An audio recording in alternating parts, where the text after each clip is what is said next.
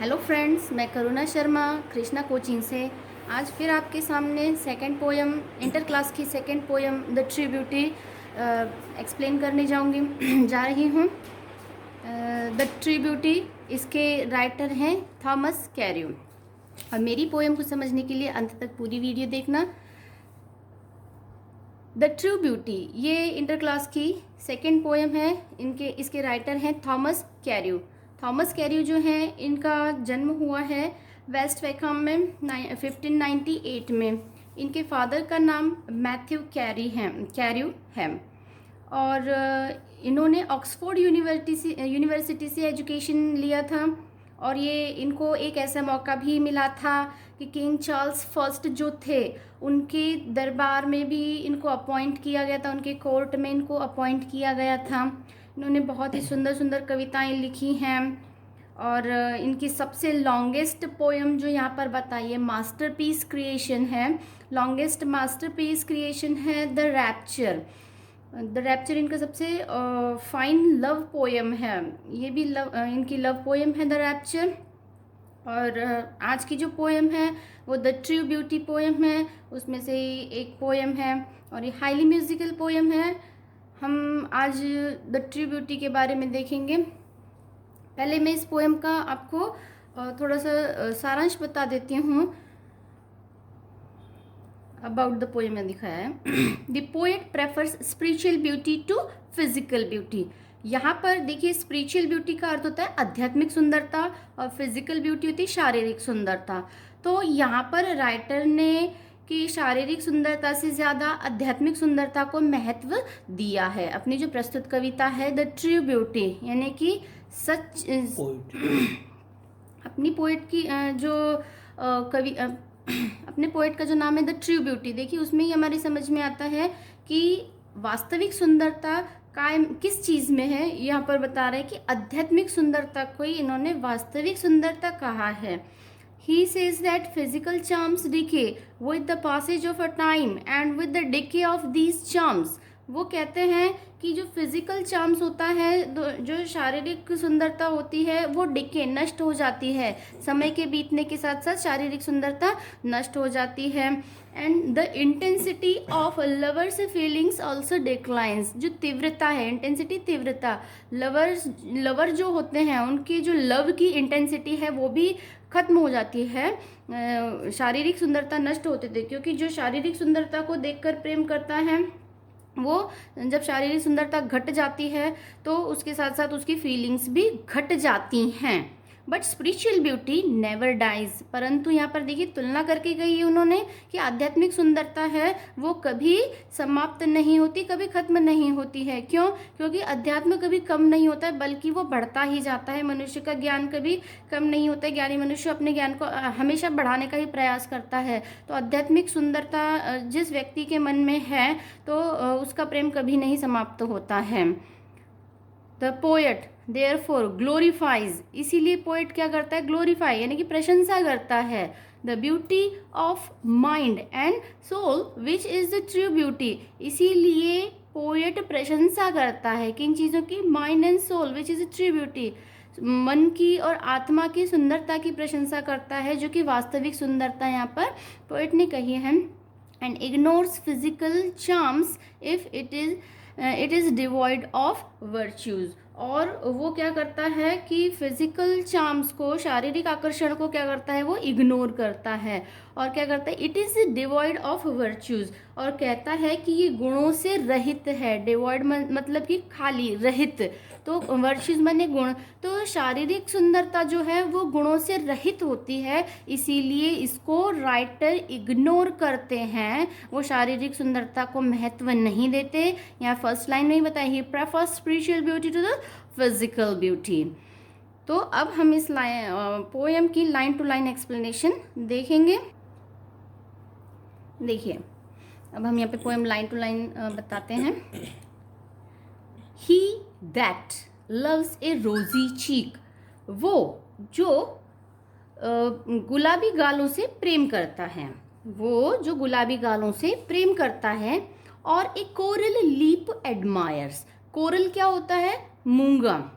Lip माने होंठ, admires माने प्रशंसा, और जो मूंगे जैसे होठों की प्रशंसा करता है। मतलब कि राइटर बता रहे हैं कि जो गुलाबी गालों से प्रेम करता है और मूंगा जैसे होठों की प्रशंसा करता है। और from star like eyes doth seek, seek माने कि क्या होता है, प्राप्त करना। डोथ माने यहाँ पर, डोथ का अर्थ ये है कि डज, डज की तरह डोथ का प्रयोग किया गया है यहाँ पर। तो यहाँ पर राइटर कह रहे हैं और from star like eyes, star like eyes यानी तारों जैसी आंखें, डथ सीक खोजता है, तारों जैसी आंखों में खोजता है। क्या खोजता है देखो, fuel to maintain his fires, fuel माने कि क्या होते हैं, ईंधन, और मेंटेन यानी बनाए रखना। हिज फायर्स, फायर्स माने ज्वाला, अग्नि। तो यहाँ पर ये फायर कहा गया है प्रेम अग्नि को। तो इस कविता में राइटर कह रहे हैं कि जो व्यक्ति तारों जैसी आंखों में ढूंढता है अपनी प्रेम अग्नि को बनाए रखने के लिए ईंधन, मतलब कि अपनी प्रेम अग्नि को बनाए रखने का ईंधन इन तारों जैसी आंखों में जो व्यक्ति खोजता है। तो क्या होता है देखो, age old time makes these decay, जैसे ही वो बूढ़ी हो जाती है, मतलब बूढ़े हो जाते हैं, बिलव्ड जो होता है, बिलव्ड यानी प्रेमिका, यहाँ पर बताई नहीं पर अर्थ वही है कि जो बिलव्ड होता है जैसे ही वो बूढ़ा हो जाता है, age old time makes these decay, समय के गुजरने के साथ ये सब चीज़ें क्या हो जाती हैं, नष्ट हो जाती हैं। सुंदरता किसी की अभी तक नहीं रही है कि जितने सुंदर हैं उतने ही बुढ़ापे तक सुंदर रहे हैं, तो सुंदरता कुछ सालों बाद वो नष्ट हो जाती है। So his flame must waste away, फिर उसकी जो ये अग्नि बताई है प्रेम की अग्नि, वो क्या हो जाती है, वेस्ट हो जाती है, मतलब कि समाप्त हो जाती है। फ्लेम्स मतलब कि उसकी प्रेम की भावनाएं फिर क्या हो जाती हैं, समाप्त हो जाती है। जब सुंदरता ही नहीं है तो उसकी प्रेम की भावनाएं उस सुंदरता को देख करती हैं, लेकिन जब सुंदरता नष्ट हो गई तो उसकी प्रेम की भावनाएं समाप्त हो जाती हैं। तो जो व्यक्ति गुलाबी गालों से प्रेम करता है, मूंगे जैसे होठों से प्रेम करता है और तारों जैसी आंखों में अपना प्रेम की अग्नि बनाए रखने के लिए ईंधन ढूंढता है, वो समय के साथ क्या हो जाता है, नष्ट हो जाता है। और ये फ्लेम जो है, ये अग्नि जो है प्रेम की अग्नि, वो समाप्त हो जाती है। तो अब देखिए यहाँ पर पहले पैराग्राफ में फिजिकल ब्यूटी के बारे में राइटर ने बताया है। यहाँ तक उन्होंने 6 लाइनों में फिजिकल ब्यूटी के बारे में बताया कि फिजिकल ब्यूटी के क्या परिणाम होते हैं। अब देखिए जो यहाँ जो नेक्स्ट 6 लाइन्स हैं, इन 6 लाइन्स में उन्होंने स्पिरिचुअल ब्यूटी की इफेक्ट्स बताए। स्पिरिचुअल ब्यूटी कैसा होता है, but a smooth and stead fast mind. यहाँ पर देखिए स्मूथ माइंड, स्मूथ माइंड कैसा बताया है यहाँ पर कि निष्कपट, जो मन कैसा है, निष्कपट है। स्टीड फास्ट माइंड, इसका मतलब दृढ़ मन है, जिसका निष्कपट मन है और दृढ़ मन है। जेंटल थॉट्स एंड काम डिजायर्स, जिसके थॉट्स कैसे हैं, उत्तम विचार हैं। जेंटल थॉट्स उत्तम विचार, एंड काम डिजायर शांत इच्छाएं हैं। तो hearts with equal love hearts with equal love combined, उनके हृदय कैसे होते हैं, समान लव से, समान प्रेम से बंधे हुए होते हैं। कंबाइंड माने कि बंधे हुए, जुड़े हुए जो हम कहते हैं। तो जिनके मस्तिष्क कैसे बताए हैं यहाँ पे, निष्कपट बताए हैं, दृढ़ मन बताया है, विचार कैसे बताए हैं, उत्तम बताए हैं, शांत इच्छाएं बताई हैं। तो ऐसे लोगों के मन हमेशा समान प्रेम से बंधे हुए होते हैं। Kindle never dying fires, kindle का अर्थ क्या होता है, प्रज्वलित करते हैं। तो hearts with equal love combined kindle never dying fires, जो हार्ट्स होते हैं इक्वल लव से कंबाइन होते हैं, वो प्रज्वलित करते हैं। क्या प्रज्वलित करते हैं, नेवर डाइंग फायर्स, कभी न बुझने वाली ज्वाला को प्रज्वलित करते हैं। देखिए यहाँ पर क्या बताया, ये ज्वाला यहाँ पर नष्ट हो जाती है, डिके हो जाती है, परंतु जो इस माइंड के इस तरीके के लोग होते हैं उनकी ज्वाला जो होती है वो क्या हो जाती है, किंडल होती है, मतलब प्रज्वलित होती है। नेवर डाइंग फायर्स, वो अग्नि कभी नहीं खत्म होती है।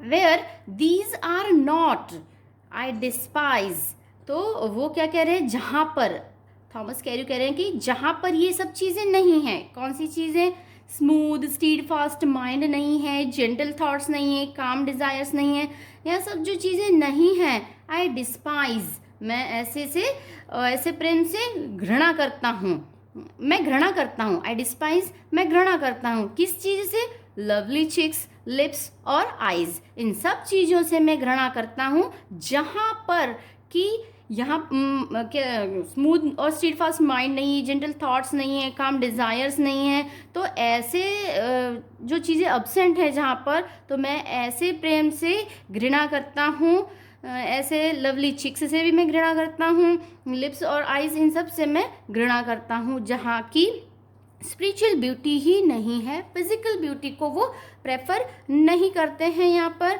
वो स्पिरिचुअल ब्यूटी को प्रेफर करते हैं। तो इस तरीके से इस पोएम में पहले की 6 लाइनों में हमें ट्रू ब्यूटी बताई, पहले की 6 लाइनों में फिजिकल ब्यूटी बताई है और बाद की 6 लाइनों में उनके अकॉर्डिंग जो ट्रू ब्यूटी है वो बताई गई है। तो इस काफ़ी छोटी सी पोएम है और बहुत जल्दी हो गई है। यहाँ पर हमारी ये पोएम ख़त्म हो गई है। यहाँ पर हमारी लाइन टू लाइन पोएम ख़त्म हो चुकी है, लेकिन इस पूरी पोएम का अगर सारांश देखा जाए तो यहाँ पर पोएट ने हमसे ये कहने का प्रयास किया है कि शारीरिक सुंदरता नष्ट हो जाती है, इसलिए शारीरिक सुंदरता से किया हुआ प्रेम भी एक दिन नष्ट हो जाता है, परंतु जो व्यक्ति आत्मा से प्रेम करता है वो प्रेम कभी भी नष्ट नहीं होता है। अर्थात आत्मा से किया हुआ प्रेम उन्होंने कहा है कि दिन ब दिन बढ़ता जाता है, परंतु शारीरिक सुंदरता को देखकर किया गया प्रेम एक दिन बहुत जल्द ही नष्ट हो जाता है। यहाँ पर पोएट ने हमें इन बातों से ये समझाने का प्रयास किया है कि जो वास्तविक सुंदरता होती है वो आत्मा की सुंदरता होती है, इसीलिए मनुष्य को आत्मा की सुंदरता को अधिक महत्व देना चाहिए शारीरिक सुंदरता के बजाय। तो इन लाइनों में पोएट ने बहुत ही अच्छा मैसेज दिया है, ये सबके लिए मैसेज सही है। और इस तरीके से हमारी पोएम ख़त्म हो गई है। और अब मैं आगे सभी बच्चों से, नए जुड़ने वाले बच्चों से कहना चाहूँगी कि आज वो जो पोएम पढ़ रहे हैं उन्हें अगर पहले की और पोएम और चैप्टर्स वगैरह चाहिए, इसके चैप्टर्स भी मैं अपलोड कर चुकी हूँ, तो मेरी पुरानी और नई सारी वीडियोस प्राप्त करने के लिए मेरे चैनल को सब्सक्राइब करो। सब्सक्राइब करना ना भूलें, बेल आइकन ज़रूर दबाएं, ताकि बेल आइकन दबाएंगे तब आपके पास नई नई मेरी और वीडियोस जो मैं डेली लोड कर रही हूँ, इस पर अपलोड कर रही हूँ, आप तक पहुँचती जाएँ। इसलिए सब्सक्राइब करके बेल आइकन दबाना ना भूलें, ज़रूर करें और ज़्यादा से ज़्यादा शेयर करें ताकि और बच्चों को इस सुविधा का लाभ प्राप्त हो। और आपको यदि कोई कमेंट मेरी टीचिंग में अगर आपको देना है तो आप कमेंट बॉक्स में कमेंट ज़रूर कर सकते हैं। ठीक है, तब तक के लिए goodbye, love you all, bye bye.